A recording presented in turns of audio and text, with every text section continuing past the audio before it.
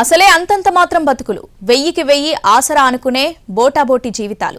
వాళ్ళను కూడా వదలలేదు సైబరాసూరులు. శాంసంగ్ పేరుతో ఫేక్ యాప్ క్రియేట్ చేసి నిండా ముంచేశారు. విశాఖ ఉమ్మడి జిల్లాలో ఎక్కడ చూసినా డబ్బులు పోగొట్టుకుని లబోదిబోమంటున్న వారే. భారీ సైబర్ మోసం. 1000 కడితే 2000 ఇస్తామంటారు. బ్రాండెడ్ వస్తువుల మీద ఇన్వెస్ట్ చెయ్యమంటారు. రోజుకు కొంత లాభం ఇస్తామంటారు. నమ్మించడానికి ఎంతో కొంత అమౌంట్ ఇస్తారు. తర్వాత అంతే సంగతులు. శాంసంగ్ ఇంటర్నేషనల్ పేరుతో తెలుగు రాష్ట్రాల్లో సుమారు 10,000 మందిని మోసం చేశారు సైబర్ నేరగాళ్లు. ఒక్కో బాధితుడి నుంచి ₹1,00,000 నుంచి 5,00,000 రూపాయలు కాజేశారు. శాంసంగ్ ప్రొడక్ట్స్ పేరుతో SBIతో అనుసంధానమైన సంస్థగా యాప్ను ప్రమోట్ చేశారు.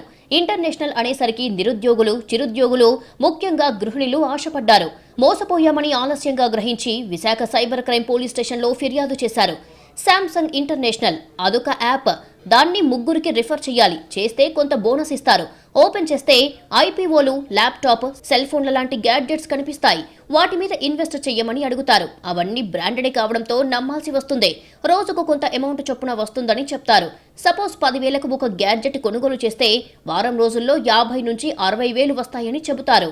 నమ్మించడానికి 1-2 రోజుల్లో కొంత అమౌంట్ విత్డ్రా చేయడానికి అవకాశం ఇస్తారు. 24 గంటల్లో మిగతా అమౌంట్ పడుతుందని చెబుతారు. కానీ అది ఎంతకు డిస్బర్సల్ కాదు. అడిగితే ఏదో ఒక కారణం చెబుతుంటారు. తర్వాత ఆ మాత్రం కూడా ఎవరు రెస్పాండ్ అవ్వరు. అంటే వాళ్ల స్టోరీ అక్కడితో ఫినిష్ అన్నమాట. ఇదిగో ఈ గడ్డం ఉన్న వ్యక్తి అలా మోసపోయినతనే 1,00,000 వరకు పోగొట్టుకున్నాడు. నాకేం రాలేదు, 6,000 వచ్చింది అంతే. మిగతాదంతా లాసే. విత్డ్రాల్ పెడితే వితిన్ 24 hours లో అమౌంట్ పడుతుందని చెప్పేసి అన్నారు.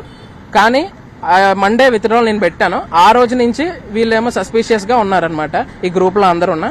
అప్పటి నుంచి ఇంకా డబ్బులు రాలేదు. అలా కొద్ది రోజులకే ఇతని లాంటి వాళ్ళంతా ఇదంతా గోల్మాల్ వ్యవహారమని తెలుసుకున్నారు.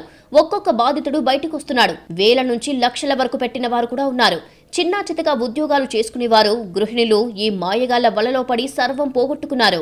పాపం స్కార్ఫ్ కట్టుకున్న ఈ మహిళ డ్వాక్రా గ్రూప్ లో పైసా కూడబెట్టి ఆ డబ్బంతా వాళ్ళ చేతుల్లో పోసి మోసపోయింది. తనలాగా ఎవరు బలి కావద్దని కన్నీరు పెట్టుకుంటోంది. గ్రూప్ లో ఉంటాను, డ్వాక్రాలో లోన్ ఇచ్చారు. ఆ లోన్ డబ్బులన్నీ దీనికే పెట్టాను. మరి కంప్లైంట్ ఇచ్చారండి పోలీసులకి? లేదండి, ఎవరికి ఇవ్వలేదు. అందుకే మిమ్మల్ని ఆశ్రయించాం. కనీసం మీ ద్వారానే సరే మేము నష్టపోయినట్టు ఎవరు నష్టపోకూడదు. SMINTL యాప్ బాధితులు దేశవ్యాప్తంగా ఉంటారని సైబర్ క్రైమ్ పోలీసులు అనుమానిస్తున్నారు. ఉమ్మడి విశాఖ జిల్లాలో మోసపోయిన వాళ్లు ఎక్కువగా ఉన్నారు. వాట్సాప్ గ్రూప్ క్రియేట్ చేసేసరికి అందులో జాయిన్ అవుతున్న బాధితుల సంఖ్య రోజురోజుకు పెరిగిపోతోంది.